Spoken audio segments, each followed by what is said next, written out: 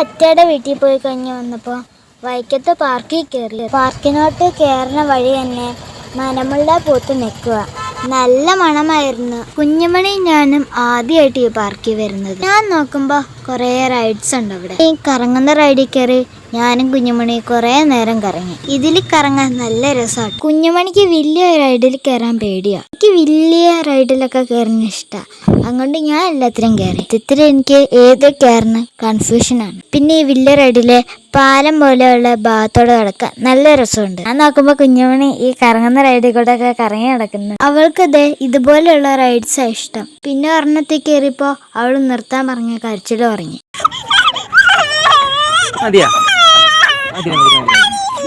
ഈ പാർക്കിന്റെ ഒരു സൈഡില് വൈക്കം കായലാണ്.